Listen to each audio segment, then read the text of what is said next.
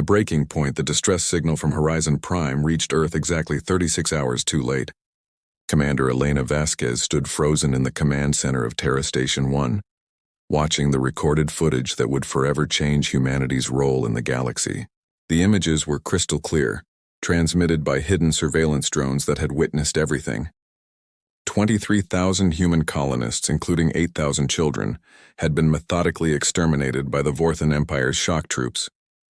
The official reason given by the Vorthans was territorial dispute resolution, but everyone who watched knew the truth.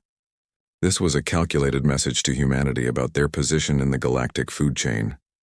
For 200 years, Earth had walked the path of diplomacy. When humanity first discovered faster-than-light travel and encountered the vast galactic community, they had been shocked by the brutality of interstellar politics. The strong dominated the weak without mercy. Ancient empires carved up space like medieval lords dividing kingdoms. Yet Earth had chosen differently. They joined the Galactic Assembly as peaceful members, accepting restrictions on their expansion, tolerating unfair trade agreements, and responding to every provocation with measured diplomatic protests. When the Vorthans had seized 3 human cargo vessels last year, Earth had filed formal complaints. When they had imprisoned human merchants on fabricated charges, Earth had negotiated for their release. Always patient, always peaceful, always trying to prove that there was a better way. The massacre at Horizon Prime shattered that illusion forever. Elena turned to face the assembled members of Earth's United Defense Council. The room was silent except for the hum of electronics and the occasional sob from someone still processing the horror they had witnessed. These were not just statistics or distant casualties. Every person in this room knew someone who had been on Horizon Prime. Friends, family members, colleagues who had traveled to the stars with dreams of building something beautiful. Now they were gone, murdered to prove a point about power and dominance. Defense Secretary Marcus Chen was the first to speak, his voice barely containing decades of suppressed rage. They targeted the schools first. The footage shows they went for the children deliberately, to break the adults' will to resist. This wasn't military action. This was terrorism on a planetary scale. The other council members nodded grimly. For too long, they had mistaken human restraint for human weakness. The galaxy's powers had grown bold, pushing harder against Earth's boundaries, taking more liberties with each passing year. The Vorthan Empire, in particular, had been testing humanity's patience, probably encouraged by the lack of visible military response to previous provocations. President Diana Morgan stood slowly, her decision already made before she entered the room. For 2 centuries, we have pursued peace above all else. We have shown mercy when others showed brutality. We have offered friendship when others offered only domination. The massacre at Horizon Prime has proven that our mercy is seen as weakness, our friendship as submission. Today that changes. She paused, looking at each council member in turn. I call for the activation of Protocol 7. The room erupted in whispers. Protocol 7 had been created at the very beginning of humanity's expansion into space, a contingency plan that most had hoped would never be needed. It was humanity's answer to the question, what if peaceful coexistence becomes impossible? The vote was unanimous, every hand raised without hesitation. Within minutes, a transmission was being broadcast across every human colony, research station, and trading post in the galaxy. The message was simple, but carried the weight of humanity's collective decision. To all citizens of Earth and her colonies, you are ordered to return home immediately. In 72 hours, the solar system will implement Defense Protocol 7. Any non-human vessel approaching within 100 light-years of Earth space will be destroyed without warning. This is not a negotiation. This is not a threat. This is a promise. The galactic community's reaction was predictable and swift. The Vorthan Empire issued statements calling humanity's response an amusing tantrum from an inferior species. Their emperor, Thaxtor the Merciless, personally appeared on galactic broadcasts, his forearms gesturing dismissively as he spoke.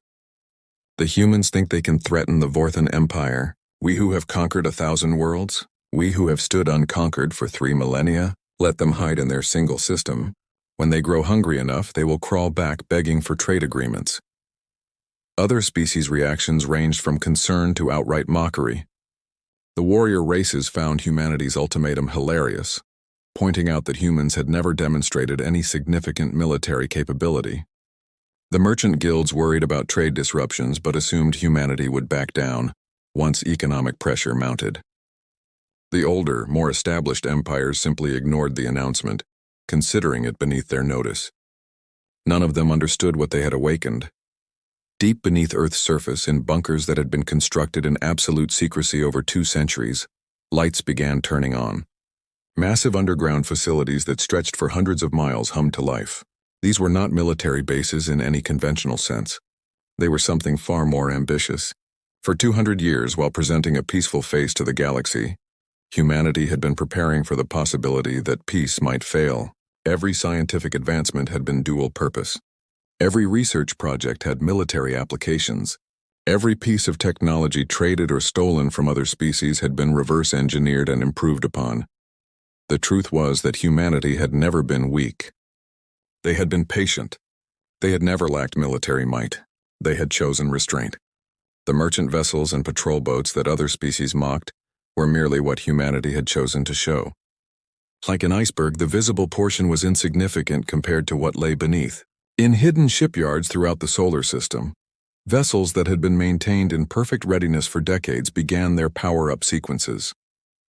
These were not ships built for war as the galaxy understood it.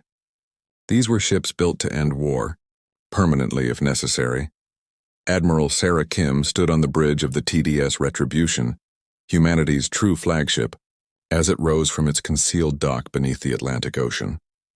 The vessel was 3 kilometers long, powered by zero-point energy reactors that humanity had developed in secret after studying captured alien technology and improving upon it in ways the original creators had never imagined. Around her, similar vessels were emerging from hiding places across Earth, Luna, Mars, and the asteroid belt. The fleet that assembled in Earth orbit over the next 48 hours defied galactic understanding of human capabilities.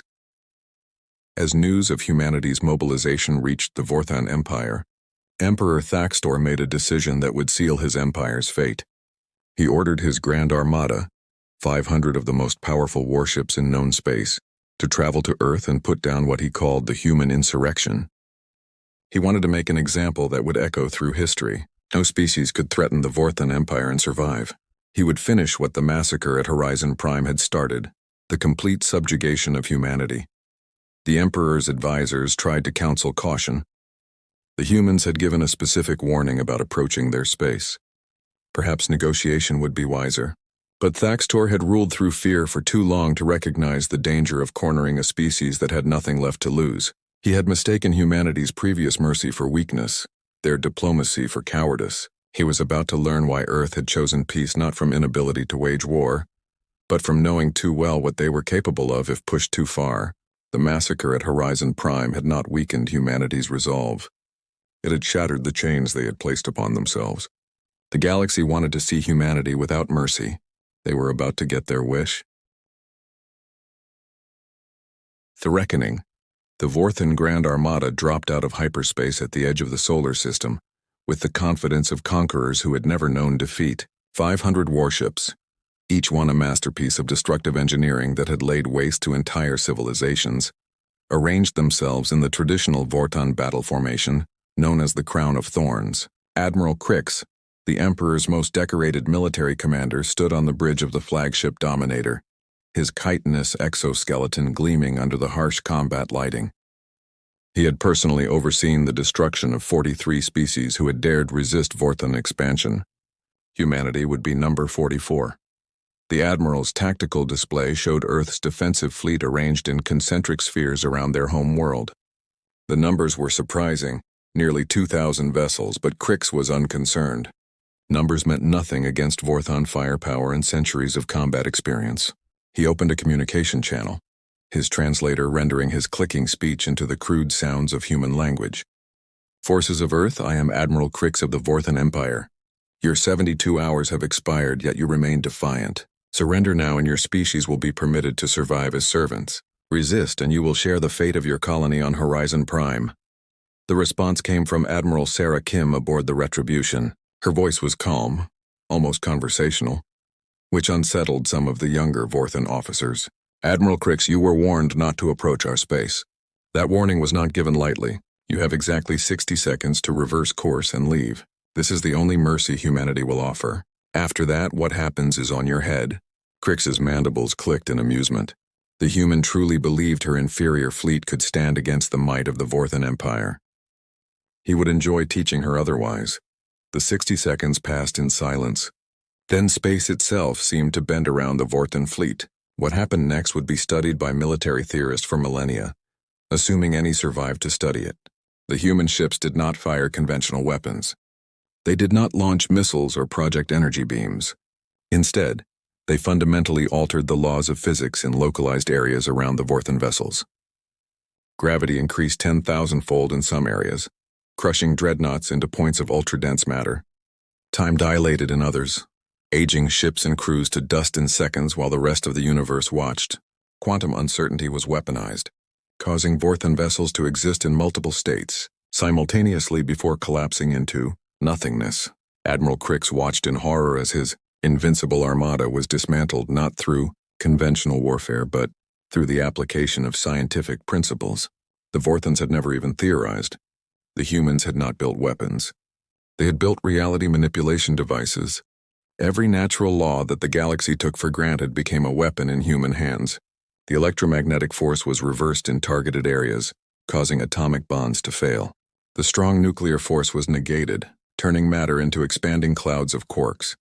The weak nuclear force was amplified, triggering instant radioactive decay in any material the humans chose. 15 minutes. That was how long it took for the entire Vorthan Grand Armada to cease existing, not destroyed in any conventional sense, but removed from reality through methods that defied understanding. Only the Dominator remained, held in place by forces Admiral Crix could not comprehend. Admiral Kim's face appeared on his communication screen, her expression showing neither joy nor anger, only grim determination. "You are alive because we choose to let you live. You will return to your Emperor and deliver this message exactly as I give it to you. Humanity spent 2 centuries choosing peace. We developed technologies that could end civilizations, and we chose not to use them. We created weapons that could unmake stars, and we kept them hidden. We mastered forces that could rewrite reality itself, and we restrained ourselves." She paused, ensuring the weight of her words was understood. "The massacre at Horizon Prime has ended that restraint. From this moment forward, any species that kills a human citizen will face complete annihilation. Not defeat, not conquest, annihilation. We will remove you from existence so thoroughly that future civilizations will question whether you ever existed at all. There will be no negotiations, no terms, no mercy. You wanted to see humanity without our self-imposed limitations. Congratulations, you've succeeded." The transmission ended and Crix found his ship suddenly free to move. As he limped back toward Vorthon space, his sensors detected something that made his heart stop. The human fleet was expanding. Not just patrol ships, but massive construction vessels were emerging from hidden facilities, building new ships at a rate that defied industrial logic. In hours, they had doubled their fleet size. In days, they would have tens of thousands of vessels. The humans had not just been hiding their military. They had been hiding their entire industrial capacity. The news of the Vorthan Grand Armada's complete destruction spread through the galaxy faster than light itself. Empires that had stood for millennia began emergency sessions. Species that had never shown fear began building defensive fleets. The warrior races who had mocked humanity's threats fell silent. Everyone had the same question. If humanity could do this while showing restraint for 2 centuries, what else were they capable of? The answer came in a transmission from Earth that reached every corner of the galaxy simultaneously. A feat of communication technology that itself demonstrated human capabilities. President Diana Morgan appeared on every screen, every hologram, every communication device in known space. Her words were translated into 10,000 languages simultaneously. "Citizens of the galaxy, for 200 years, Earth has extended the hand of friendship. We sought trade, not conquest. We pursued knowledge, not domination. We offered mercy to those who showed us none. That era has ended. The massacre at Horizon Prime has shown us that mercy is interpreted as weakness in this galaxy. Therefore, humanity withdraws its mercy." She held up a data pad, reading from it with ceremonial gravity. "Effective immediately, the following policies are in effect. Any attack on human citizens will result in the complete dissolution of the attacking species' military forces. Any seizure of human property will result in the economic collapse of the responsible government. Any threat to human colonies will result in the threatening species losing all spacefaring capability permanently. The implications were staggering. Humanity was not declaring war. They were declaring themselves the arbiters of justice in the galaxy, with the power to enforce their will. And based on what had happened to the Vorthan fleet, they could back up their threats. "We do not seek to rule you," President Morgan continued. "We do not desire your territories or your resources. We simply demand to exist without fear of massacre. Those who respect human life will find us the most valuable allies. Those who threaten it will discover why we chose peace not from weakness but from wisdom." Within days, the Vorthan Empire collapsed, not from external attack but from internal panic. Worlds that had been held by force broke away. Subjugated species rose up, knowing the Vorthans could no longer call upon their grand armada. Emperor Thaxtor the Merciless was overthrown by his own guards, who sought to appease humanity before worse consequences arrived. The empire that had terrorized the galaxy for 3,000 years fell in less than a week, brought down not by conquest, but by the removal of their ability to project fear. Other empires took notice. The Ketran hegemony, which had been planning its own expansion into human space, quietly abandoned those plans and sent diplomatic envoys with apologies for past misunderstandings.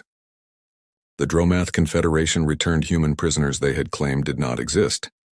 The mysterious Void Hunters, who had never acknowledged any species as equals, sent an unprecedented message to Earth, suggesting a mutual non-aggression pact.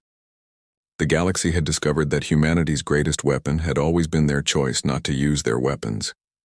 A year after the massacre at Horizon Prime, the galaxy had transformed completely. Human ships patrolled trade routes, not claiming them but ensuring they remained free for all species. Human colonies expanded without restriction, as no one dared challenge their right to settle where they chose. Human technology, carefully shared with species that proved themselves peaceful, uplifted entire civilizations. The memorial for Horizon Prime became a pilgrimage site, not just for humans but for all species who understood its significance. It represented the moment when humanity stopped pretending to be weak and revealed their true nature. A species capable of terrible destruction, who had chosen creation, capable of merciless vengeance, who had chosen mercy, until mercy was no longer an option. The inscription on the memorial, translated into every known language, served as both remembrance and warning. Here lies the innocence of 23,000 humans who died believing in peace. Here also lies humanity's mercy, killed by those who mistook kindness for weakness. We forgive nothing. We forget nothing. We have no more mercy to give. The galaxy had learned its lesson. Humanity had shown them mercy for 2 centuries. Now they would live with humanity unrestrained, and they would learn to prefer the mercy they had squandered. The massacre at Horizon Prime had ended one chapter of human history and begun another. The age of human mercy was over. The age of human justice had begun.